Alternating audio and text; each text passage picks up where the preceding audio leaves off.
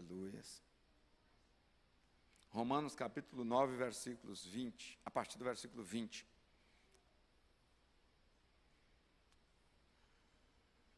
Aqueles que achavam que nós não iríamos evoluir, já saímos do capítulo 8.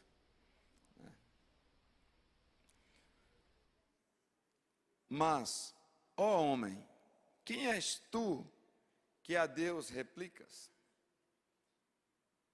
Porventura a coisa formada dirá ao que a formou: por que me fizestes assim? Ou não tem o oleiro poder sobre o barro, para da mesma massa fazer um vaso para a honra e outro para a desonra? Amém? Podeis tomar os vossos assentos. Espírito Santo, não canse desta oração, por favor. Mas perdoe o meu pecado, a minha falta. Apodere-se da minha mente, da minha boca, do meu coração. Neutraliza os comichões e as escamas. Leva nossos sentidos cativos ao Senhor. E nos ensine da tua parte. A tua palavra assevera que nós conheceríamos a verdade e a verdade nos libertaria. Nós estamos aqui, ó Deus, confiados nesta palavra, de ter mais uma porção da verdade do Senhor em nosso favor e também termos mais um passo de libertação na nossa caminhada. Ajuda-nos, em nome de Jesus. Em nome de Jesus. Aqui, irmãos, Paulo, no seu propósito de instruir a igreja em Roma, ele entra aqui num tema que até hoje é muito debatido e traz muitas confusões no meio da igreja. Trata aqui o contexto acerca da eleição do homem. Da eleição do homem para a salvação. E no mesmo texto, que fala da eleição, que é uma doutrina, a doutrina da eleição, um instituto sagrado, Paulo traz também, traz à baila a doutrina da predestinação, que é uma doutrina que, interpretada por muitas pessoas de uma forma que, ao invés de invocar a soberania de Deus, traz um comportamento, uma atitude diferente de soberania, que seria apresentar Deus como um árbitro ou como um arbitrário. Então,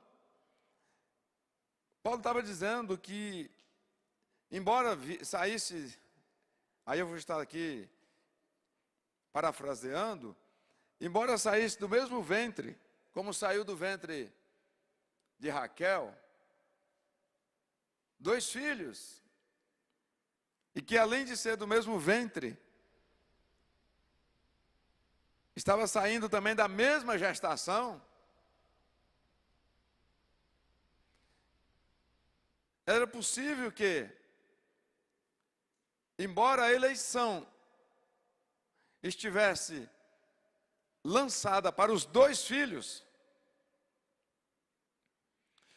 mas Paulo está explicando que, embora a eleição esteja lançada para os 2 filhos, da mesma mãe, do mesmo pai e da mesma gestação, era possível que um abraçaria a eleição e com isso seria predestinado ao céu, e o outro ignoraria, desprezaria a eleição e com isso estaria predestinado à perdição.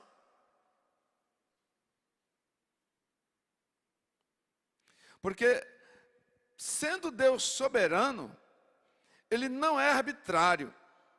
Quando Esaú despreza, é porque se ele despreza a condição de primeiro, a condição de primogênito, veja, antes do desprezo, Deus já havia o abençoado com a condição de ser primeiro. Mas a presciência, a capacidade divina, o atributo de Deus de ver as coisas bem antes que elas aconteçam, Deus já tinha vaticinado o maior servirá o menor. Não é Deus sentenciando. Não é Deus sentenciando. Porque como que isso foi estudado e como que isso estava difundido dentro de Roma, na igreja em Roma? Eu sou crente porque Deus sentenciou que eu seria crente. Você não é, Esaú, porque Deus te fez para ser fruto da perdição mesmo. Então, tinha essa arrogância espiritual de bater no peito, de dizer assim, olha, eu sou filho de Israel, eu sou descendente de Abraão, então eu desde antes o Senhor já me predestinou para ser salvo. Inclusive eu nem preciso me preocupar muito com o contexto de salvação, porque isso aí já está sentenciado por Deus. Paulo encontrou esse universo. Aí Paulo vai dizer o seguinte, nem todos que nascem em Israel é israelita. Aí ele vai falar, aí o próprio Cristo vai dizer, de Abraão pode surgir, pode nascer, até pode suceder, né? Até outra coisa que não seja gente. Então, aí Paulo vai dizer, ei, não é nascimento biológico. Não é uma questão de carne e sangue. Porque se fosse questão de carne e sangue, Isaac, eu falei Raquel, na verdade é Rebeca, né? Eu preguei sobre Raquel, irmãos, o negócio vai dando uma... Mas é Rebeca, né? Mas os irmãos estão comigo, né? Amém?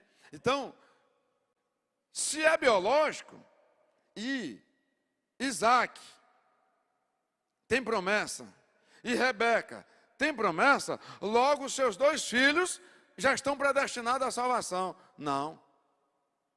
Paulo está dizendo, não é biológico. Não é biológico. Capítulo 2 de Tito, da carta a Tito, a Bíblia vai dizer que foi posto salvação para todos os homens. Que Jesus morreu no Calvário para todos os homens. Então não há predestinação sem antes ser vivido, compreendido a eleição em Cristo. Então Deus lança o seu Filho e diz, olha, por você está aberta a eleição para a salvação. Aqueles que, meu filho, aqueles que creem em você e confessar, obrigado, irmão. Aqueles que creem e confessar, esses estão eleitos e logo predestinados. Então, a predestinação, ela não é autônoma. É uma doutrina, é um instituto sagrado que advém de outro. Calvino faz, né, traça aí uma... E aí, onde é que está? É porque lá eu não vou entrar aqui, irmãos, em debate teológico. Né, que não é nosso fórum aqui, né? Ontem foi Ita, né? Aí ontem o negócio é mais aberto, né? Aqui não tem necessidade de nós sermos tão... Mas qual é o detalhe? É quando a predestinação, ela é entendida de uma forma autônoma. E aí vai dizer, não, Giselso é predestinado à ira. Gisel é predestinado à vida eterna. Como assim? Não, foi Deus que quis. Porque Ele é soberano. Sim, Ele é soberano. Mas antes de tudo, Ele é amor. Antes de tudo, Ele é justo. E Ele não... Aí Paulo vai explicando isso aqui para nós. E ele chega a dizer, ei, agora Deus é poderoso. E Ele... Aí o próprio Deus vai dizer, eu endureci o coração de Faraó, para que pela dureza do coração de Faraó, a minha glória pudesse se manifestar. Deus quis que Faraó fosse endurecido? Não, irmãos. O propósito de Deus é que todos os homens se salvem.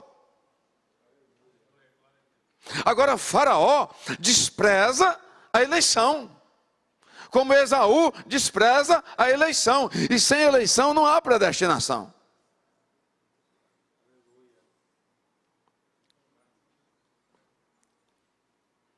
É pelo Espírito isso aqui, irmãos.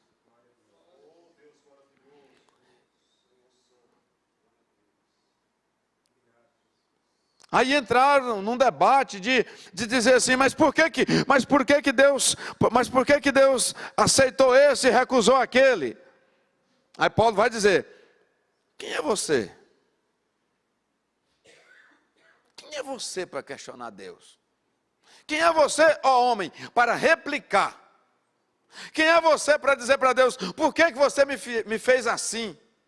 Irmãos, essa questão de nós reconhecermos que somos filhos de Deus, que somos casa de Deus, que somos propriedades de Deus, comprada por um alto preço, e o preço é sangue de Jesus.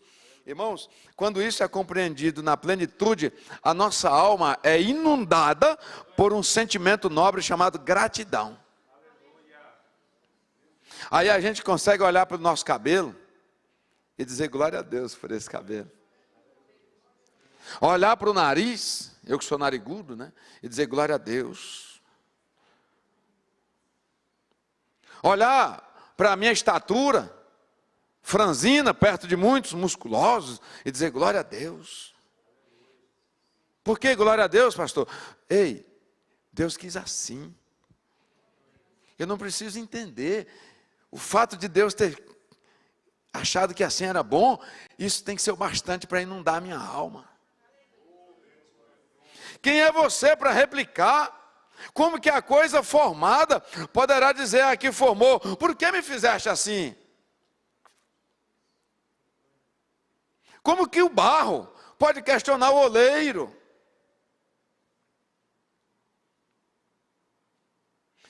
Aqui fala da soberania de Deus, mas os que passam pelo processo de eleição compreendem isso. Compreende isso. Aquela mulher perde um filho, não tem nome dela, né? Só fala que é sunamita, porque é, né, Sunem. E quando ela está indo para a casa de Eliseu, na busca de providência, alguém pergunta para ela assim, como vai? O que ela diz? Bem. Quem vive o processo da eleição, quem reconhece Cristo como Senhor e Salvador e confessa Ele nesta condição, vive, irmão, num sentimento de gratidão tão profundo,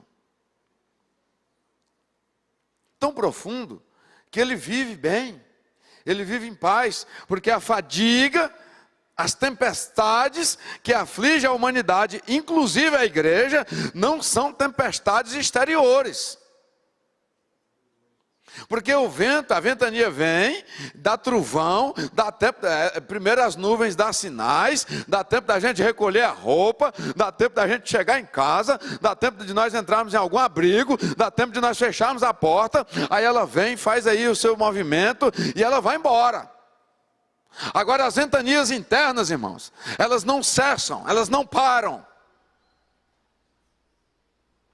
As ventanias, as tempestades interiores, elas não param. E elas estão quase todas, o fundamento dessas tempestades interiores é a ingratidão. Por não reconhecermos que o que Deus fez está bem feito.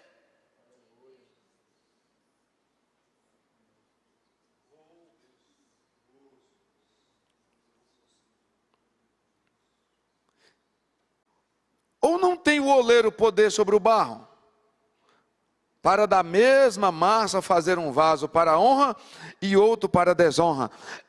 Olha, o poder de Deus de abençoar um por escolha e amaldiçoar outro, sim, ele pode, mas ele não age assim. Porque Deus, ele está dentro de uma natureza, vou chamar aqui, ética e moral, que ele mesmo não pode infligir, porque tudo isso faz parte da natureza dele. Agora, do mesmo barro, e eu estou falando de novo lá do ventre de Rebeca, do mesmo barro saíram 2 vasos. Quis Deus fazer um barro para desonra? Não. Um vaso para desonra? Não. Mas quando o homem recusa a eleição em Cristo Jesus, quando ele recusa não ser eleito pela cruz, pelo Calvário, ele agora, necessariamente, Deus agora soberano, mas não sendo arbitrário, respeitando o livre-arbítrio, permite aquele homem ser encaminhado para a desonra. Isso é justiça, irmão. Sabia? Isso é justiça. O que é justiça? Sentido aqui natural. Eu cometo um delito. Alguém já tinha me avisado. Se cometer esse delito, vai ser afligido. Tem um princípio que diz que nós não podemos alegar desconhecimento, não é? Desconhecimento da lei, não é? Ninguém pode alegar desconhecimento da lei. Até porque a lei, a moral, os princípios, eles vêm cravados dentro de nós. Jesus, a palavra vai dizer assim, ó, nós já lemos isso aqui num texto, que vai ser feita uma nova aliança, que é a que é feita na cruz do Calvário. E que a partir dessa nova aliança, a palavra não ficará mais assim, ó. Ela será posta dentro do homem. Então o menino sabe. Vocês já viram criança pequena malinando? Ele está fazendo algo errado. Os pais chegam, ele dá uma... Ou seja, ele, na hora, olha bem, criança, na inocência, ele tem uma reação de percepção natural de que alguém está reprovando a conduta dele. Por quê? Porque a lei, nessa dimensão, na dimensão da graça, ninguém pode alegar ignorância. A lei natural advém da lei espiritual. Ninguém pode alegar ignorância. Por quê? Porque está dentro de mim, dentro de você, o que é certo. No momento em que eu desprezo a possibilidade de ser eleito em Cristo Jesus, para agora ser predestinado à salvação, se Deus não permitir que eu seja vaso de honra, Ele estaria sendo injusto. Comigo e com aqueles que aceitaram a eleição. Onde é que nós queremos chegar? É que a eleição, aceitar a Jesus como Senhor e Salvador, não é um ato definitivo, como nós entendemos a partir da compreensão equivocada da predestinação. Que uma vez salvo,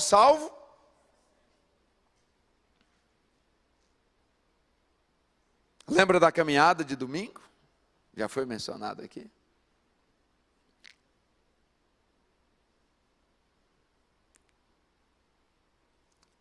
Aquele que pensa estar de pé, tenha cuidado para não. Presta atenção nisso. Não está dizendo aquele que está de pé. O que pensa que está de pé. É porque tem muitos que já estão caídos. E tem plena convicção que está de pé.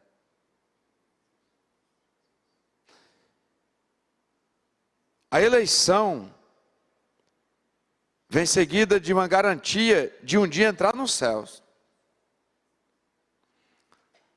Mas Jesus Cristo desmistifica Ele próprio essa possibilidade de nós uma vez salvo, salvo para sempre, quando ele escreve aquelas cartas.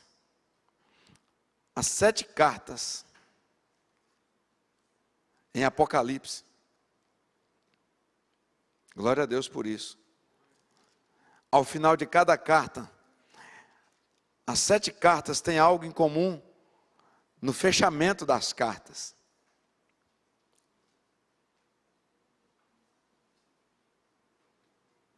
Todas elas vai dizer: aquele, carta às 7 igrejas, capítulo 2 de Apocalipse.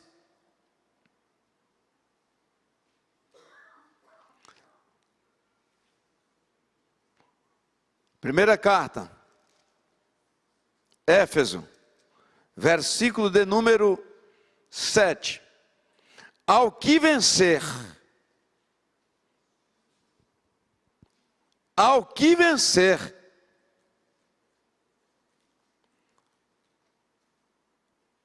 pregadora, é ao que vencer.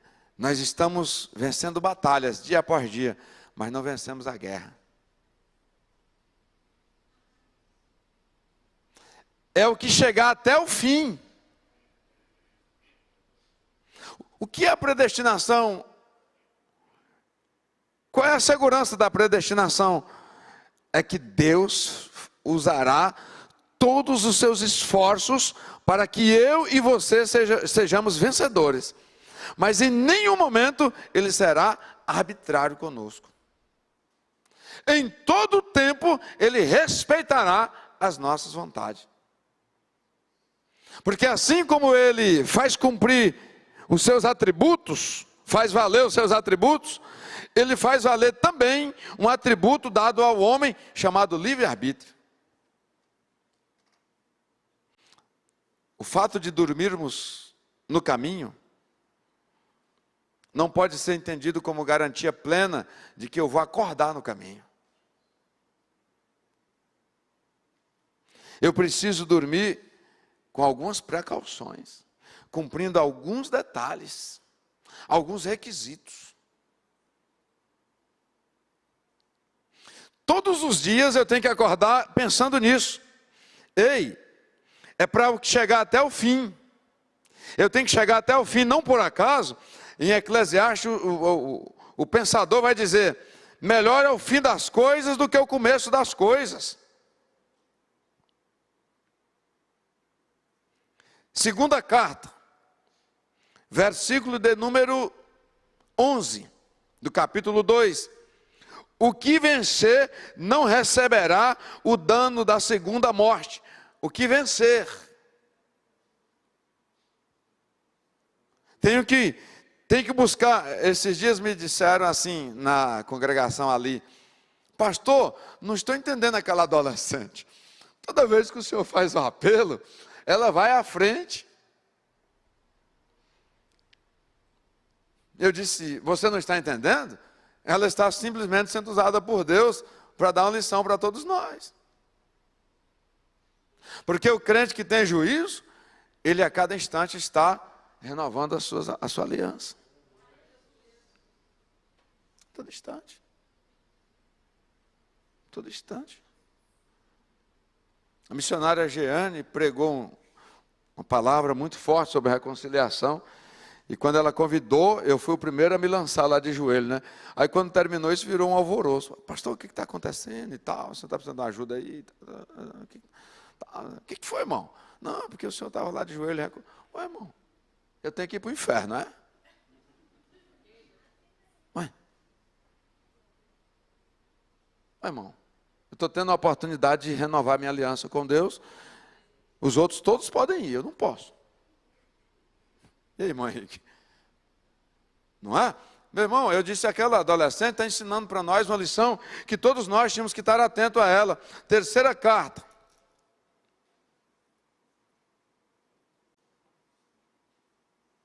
Versículo 17. Ao que vencer, darei eu a comer do maná escondido, e dar-lhe-ei uma pedra branca, e na pedra um novo nome escrito, o qual ninguém conhece, senão aqueles que o recebem. Irmãos, essas promessas, já nos céus. Isso se cumprirá no céu. Então, quando o Jesus Cristo está falando, é o próprio Jesus falando isso aqui. Ele está dizendo o seguinte: ei, eu já morri por vocês. Eu abri a porta de eleição. Essa porta é universal, é para todos os homens. Agora entrando, vocês estarão predestinados a chegar nos céus. Mas tem que manter-se vigilante, tem que manter a caminhada firme, não pode olhar para a esquerda, não pode olhar para a direita, não tem o prazer naquele que olha para trás. E eu estarei convosco todos os dias. Ou seja, Ele abre a porta, nos coloca no caminho e entra conosco na viagem, fazendo de tudo. Mas se eu me revoltar e querer sair, Ele... Por causa da justiça,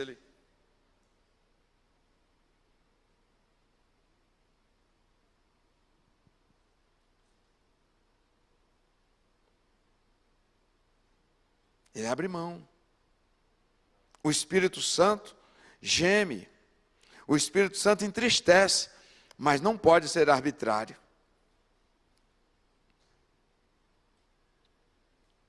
Quarta carta, versículo 26. E ao que vencer e guardar até ao fim as minhas obras, eu lhe darei poder sobre as nações. Aquela promessa de que reinaremos com Ele. Aquela promessa de que reinaremos com Ele. Mas é para chegar até o fim. Então, meus irmãos, o que Paulo estava dizendo para os romanos? Ele encontrou lá descendentes de Abraão, vivendo de qualquer jeito. Por quê? Estava ancorado na descendência biológica. Sou predestinado, sou filho de Abraão. Ele encontrou lá israelitas, vivendo de qualquer forma o cristianismo. Por quê? Porque ele dizia: ei, eu faço parte do povo, eu sou de Benjamim. O outro dizia: eu sou de Judá. Aí Paulo dizia: ei, está tudo errado. Calma aí. Não tem essa garantia biológica, não. Não tem essa garantia biológica. É para quem, de forma racional, compreender, reconhecer o sacrifício vicário, dar-se, olha, irmãos, essa questão da gratidão. Você como está? Como é? Você, que eu digo, é você, a estrutura que Deus colocou em torno da sua vida, né, em todos os aspectos: família, esposo, esposa, filhos, moradia, locomoção, tal. Tudo isso, irmãos, vale o sangue de Jesus. E eu e você, muitas das vezes, ficamos revoltados com essas coisas aí, que vale o maior tesouro na terra e nos céus. E eu inconformado, e eu chateado, e eu querendo mais, e eu querendo que fosse diferente.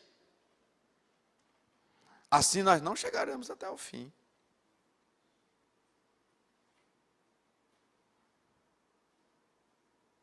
Nós não chegaremos até o fim. Passando para o terceiro capítulo de Apocalipse, capítulo 3, versículo 5, a quinta carta, a Sardes, o versículo 5: que vencer será vestido de vestes brancas, e de maneira nenhuma, riscarei o seu nome do livro da vida, e confessarei o seu nome diante de meu Pai e diante dos seus anjos.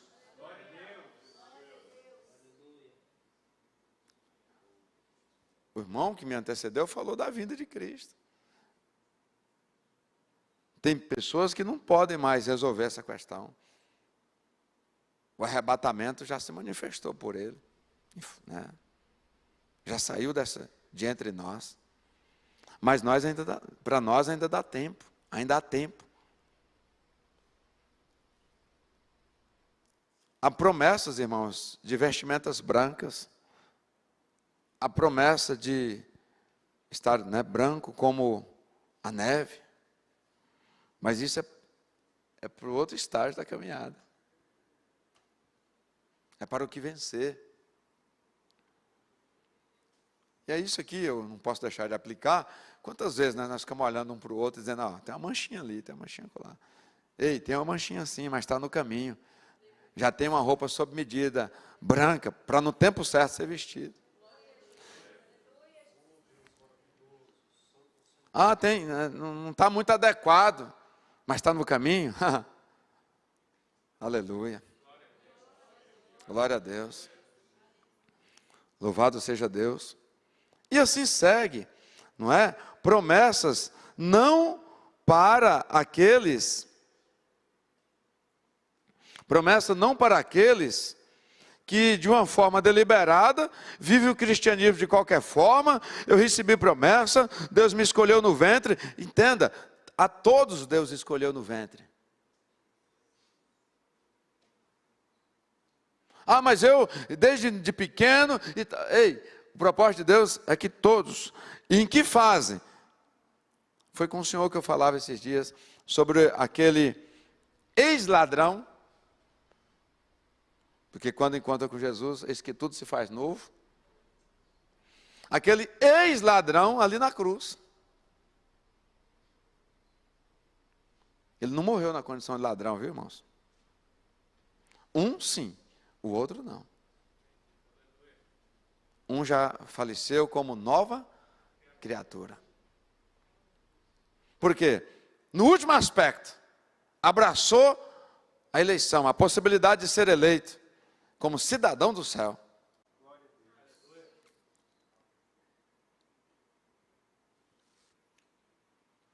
Tem pessoas que têm pena dele, porque ele não teve tempo de descer e pregar e tal. Ei, irmãos, oxalá, se todos pudessem, né, encontrar e já viajar com ele, sem nenhuma possibilidade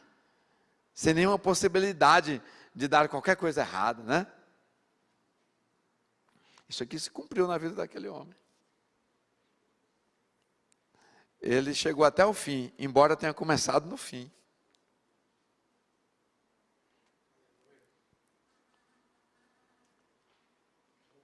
Aleluia.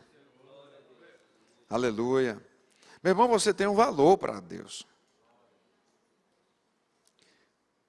7ª carta, para a gente terminar. Não. 6ª. Versículo 12.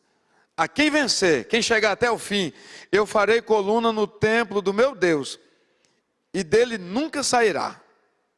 E escreverei sobre ele o nome do meu Deus e o nome da cidade do meu Deus, a Nova Jerusalém, que desce do céu, do meu Deus, e também o meu novo nome. 7ª carta. Ao que vencer, versículo 21, lhe concederei que se assente comigo no meu trono, assim como eu venci e me assentei com meu Pai no seu trono.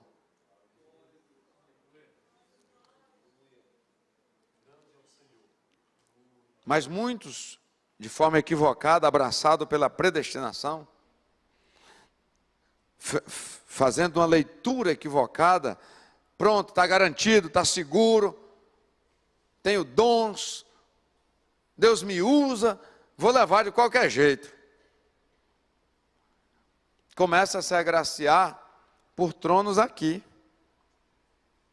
Começa a negociar a fé por tronos aqui. Começa a trocar essa promessa por cadeiras aqui, só porque é um pouquinho mais elevada. Só porque tem, eu dizia isso no Maranhão recentemente, só para ter um pouquinho mais de seguidores. Esquece que estava numa caminhada nobre. O que é que pode ser mais interessante? O que é que pode um homem ter falta, se existe a garantia de que ele viverá eternamente, sentado do lado do Todo-Poderoso, no mesmo nível, no mesmo trono, no mesmo altar. Irmão, quem vive com inveja, quem vive com ganância, quem vive matando e morrendo por coisas, não conseguiu, por glória, por fama, não conseguiu compreender por onde é que nós estamos indo. Tem coisas que podem me atrair mais do que poder estar numa cadeira de honra, do lado do Todo-Poderoso e para sempre.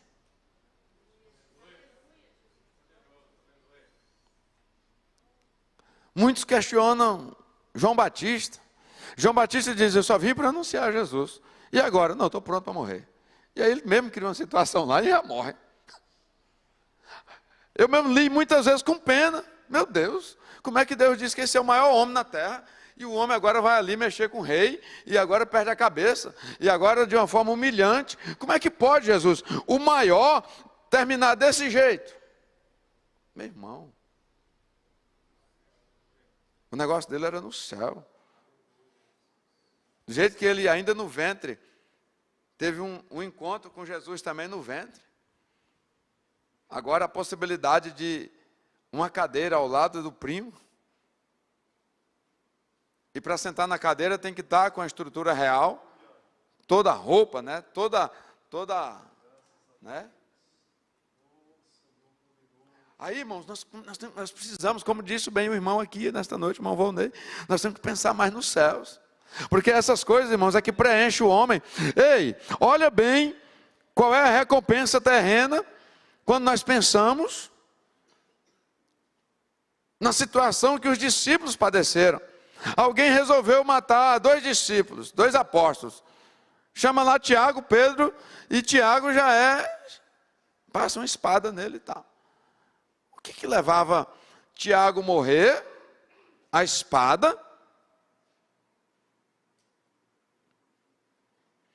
E Pedro ficar preso para ser morto no dia seguinte. O que é que faz Pedro dormir tanto que até o anjo teve dificuldade de acordar ele? Porque o negócio dele era lá. Essas promessas aqui já fluíam nos corações dos apóstolos. E nós precisamos, irmãos, ao invés de questionarmos a Deus, concluindo, ao invés de questionarmos a Deus, ao invés de querermos falar por que isso, por que aquilo, por que isso, por que aquilo, nós precisamos, irmãos, ter gratidão e valorizar a eleição. Valorizar a eleição. O meu nome não foi reconhecido ali na igreja, o meu nome não foi reconhecido na cidade, eu não ocupei, meu nome não saiu na placa da inauguração X. Tranquilo, irmão, tranquilo. Tranquilo. E vou ser posto como uma coluna no novo templo. Está aqui a promessa. Está aqui a promessa. Então, eu sei como foi, e deve estar sendo aqui também, como foi, assim, triste para a igreja em Roma receber esse ensinamento. Por quê? Porque aqui agora cada um teve que chamar para si a responsabilidade da salvação. Porque era mais ou menos assim: se meu pai é israelita, é claro que eu sou salvo. É claro que essas promessas para mim. Isso, irmãos, nos coloca numa questão muito confortável. E normalmente essa situação de confortável nos leva ao conformismo. E a recomendação que nós vamos ver mais adiante no capítulo 2 é: não vos conformeis. Tenhais, né, contentamento, mas não seja conformado com esse modelo mundano.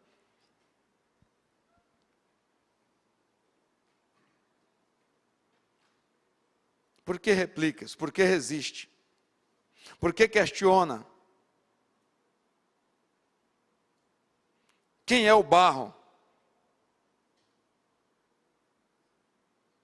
O que é o barro diante do oleiro? Dê graças a Deus, porque embora o vaso que somos talvez não tenha o formato que gostaríamos que fosse, é nesse vaso de barro é que foi colocado o tesouro.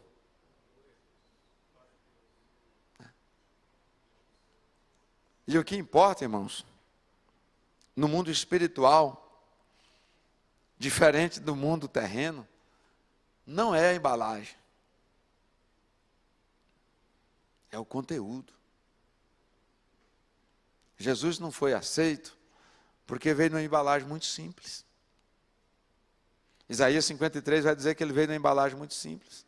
Eu pregava lá no EMEP que a primeira pessoa a desprezar Jesus é José.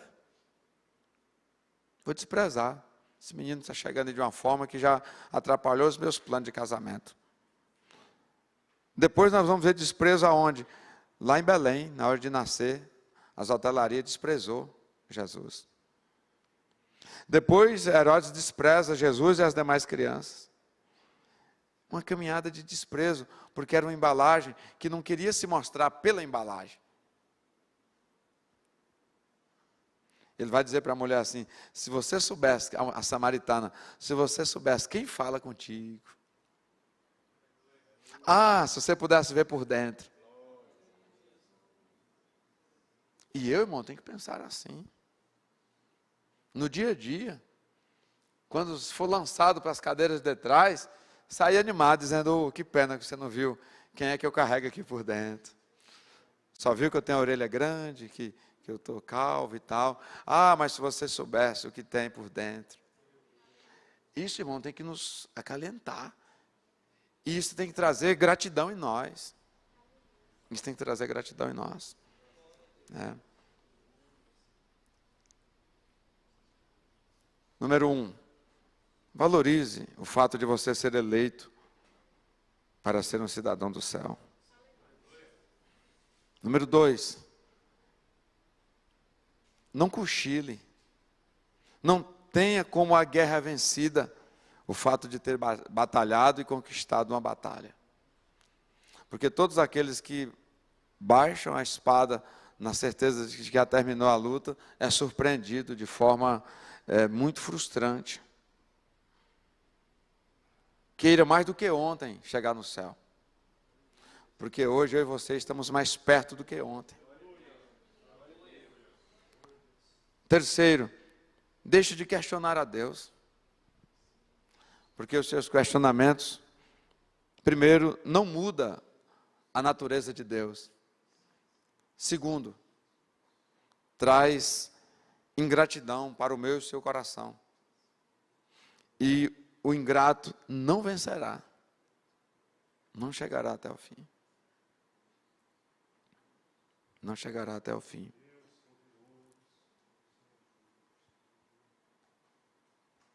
Amém? Vamos orar? É isso mesmo.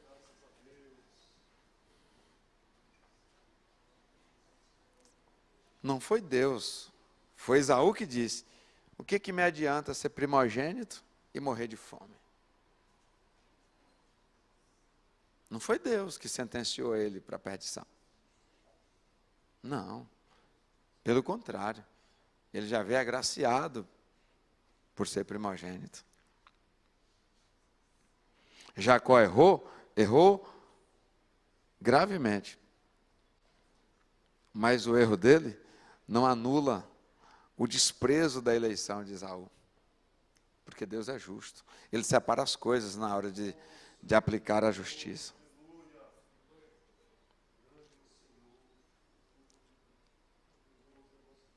Meus irmãos, para esta noite, nós vamos convidar à frente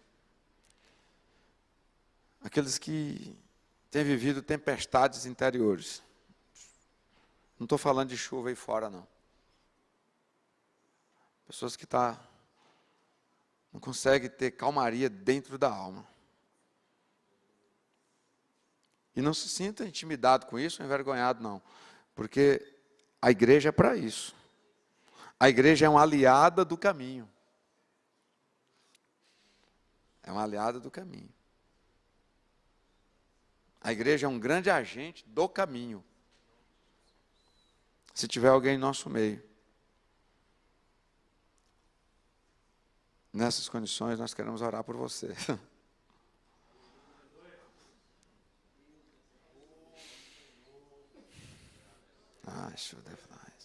Pastor, eu sou, assim, igreja, é para a igreja isso aqui, irmãos.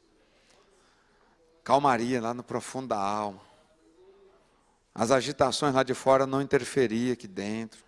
Os intercessores me ajudam aqui, os intercessores vêm para cá. Os intercessores vêm para cá.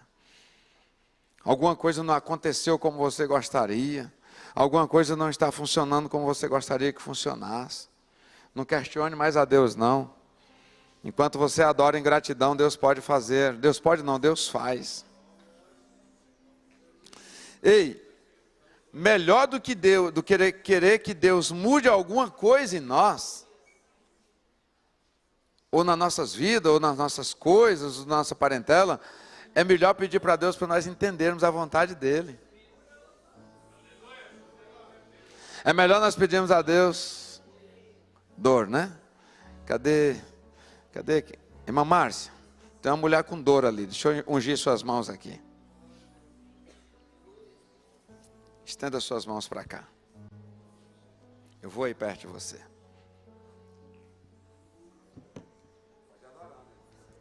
Ao invés de pedir para Deus mudar coisas para atender um desejo seu, começa a pedir para Deus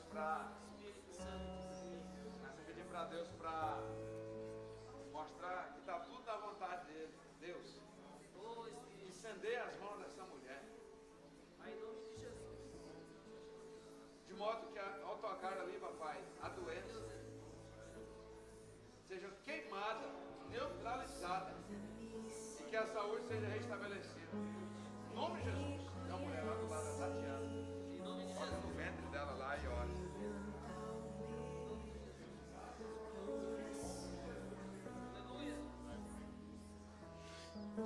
Quem é o barro para dizer alguma coisa para o oleiro?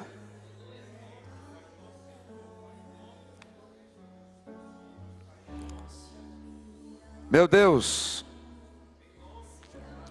nós queremos pedir ao Senhor perdão por vezes que temos desprezado, por vezes que não temos sido atenciosos, cuidadosos, ó Deus, com a eleição que está inaugurada em nossas vidas, mas não está ainda plenamente conquistada.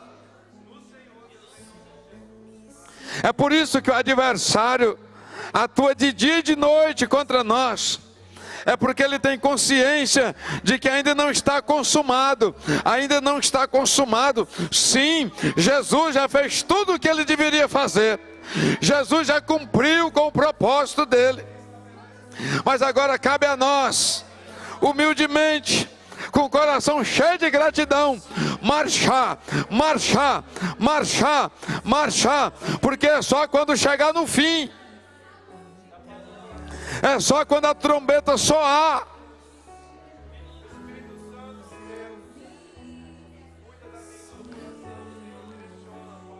e por não compreender, ó Deus, a vontade do Senhor, que é boa, agradável, perfeita, há muitos angustiados, há muitos afligidos, há muitos dormindo pouco, há muitos, meu Deus e meu Pai, tendo dificuldade de ter paz interior. Mas nesta noite, na autoridade que há no nome de Jesus, nós repreendemos as tempestades interiores. Nós repreendemos, saiam em nome de Jesus. Alma, aquieta-te. Alma, aquieta-te, em nome de Jesus.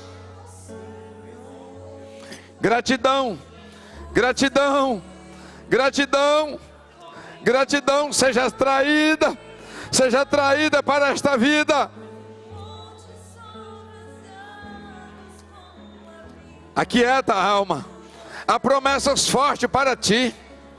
Há promessas grandiosas que o homem não pode tirar. Há promessas que a ferrugem não pode corroer. Há promessas que a traça não pode corroer.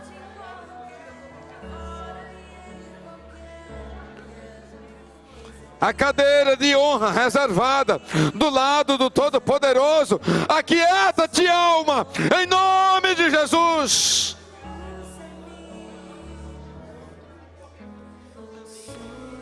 Meu Deus, que possa ser abraçada, Senhor, que possa ser valorizada, meu Deus, a predestinação que é devida e garantida aos eleitos. Em nome de Jesus. Mulher, aquieta-te. Aquieta, alma, aquieta, aquieta. Varão, aquieta. Rei, alma, aquieta. O que havia de mais extraordinário para acontecer contigo, já aconteceu. Você está entre os eleitos. Você faz parte dos eleitos.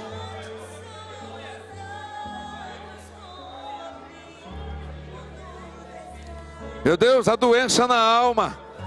A doença na alma que traz desassossego, que traz insônia. Em nome de Jesus, seja banida. Seja banida sem transferência e lançada nas profundezas do inferno, no nome de Jesus. Serenidade de Deus, serenidade de Deus, calmaria dos céus, envolva este homem, envolva esta mulher, calmaria dos céus, serenidade de Deus, envolva esta mulher, envolva este homem. Alcance a alma que estava aflita, que estava angustiada, em nome de Jesus. Em nome de Jesus. Em nome de Jesus. Em nome de Jesus. Aleluias. Aleluias. Aleluias. Aleluias. Meu Deus, que com esta ministração, que os teus filhos, meu Deus, recebam força dos céus para andar mais 40 dias e 40 noites, para prosseguir mais 40 dias e 40 noites, em nome de Jesus, em nome de Jesus, amém.